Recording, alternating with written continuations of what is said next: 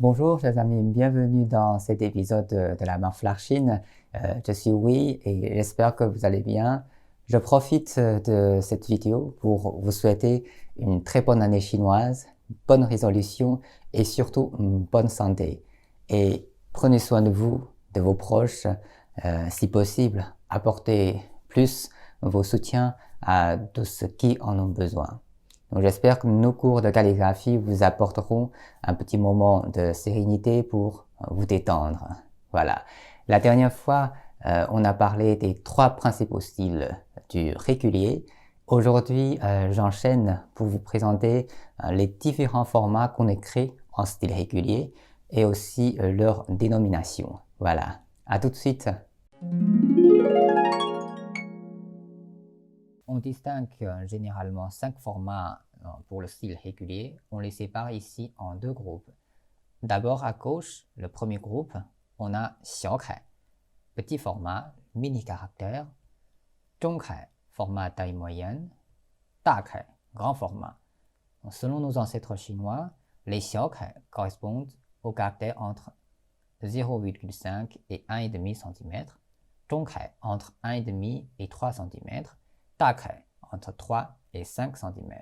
Voilà, ce sont les trois catégories selon nos ancêtres chinois dans l'Antiquité.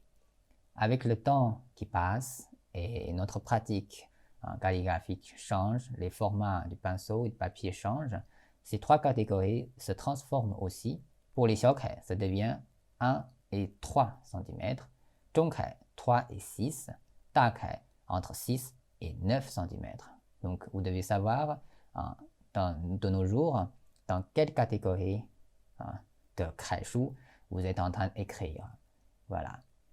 À droite, le premier, on a Banshu, un format beaucoup plus grand que Dakai, souvent plus grand, entre 30 cm et 60 cm pour un seul caractère.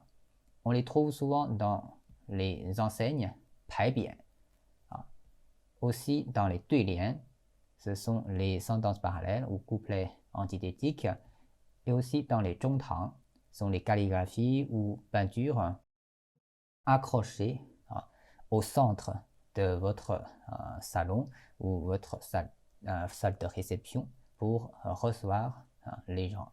Voilà. Un autre nom à retenir, beaucoup plus technique pour Banshu, c'est Boke.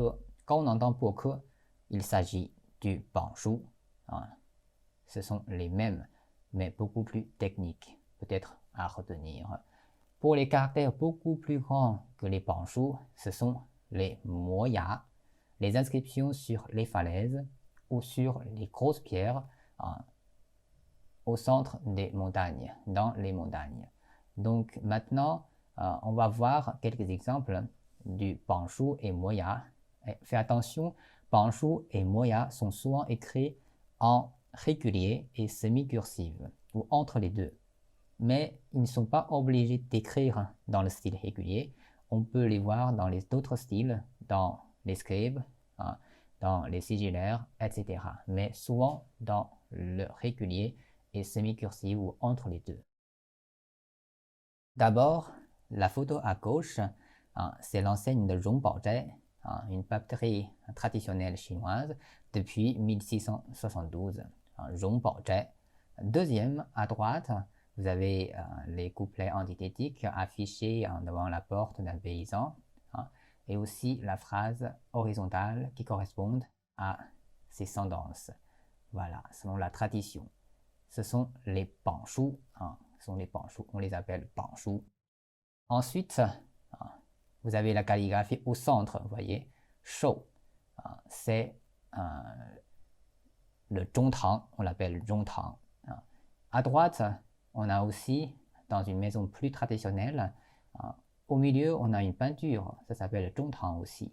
À côté sont les sentences parallèles, sont les Banshu. Tout ça, ce sont des Banshu en calligraphie. Et aussi, dernier, Moya, les inscriptions sur les grosses pierres ou les falaises, dans différents styles, mais dans la plupart du temps, en style régulier ou en semi-cursive. Bien sûr, vous avez ici sigillaires aussi. Ce sont des moyas. Voilà, ce sont les 5 catégories du style régulier en général, sauf Banshu et moya que je vous présente dans cette vidéo. J'espère que ça sera utile pour vous pour savoir dans quelle catégorie du style régulier vous êtes en train d'écrire. À la prochaine fois et bon courage.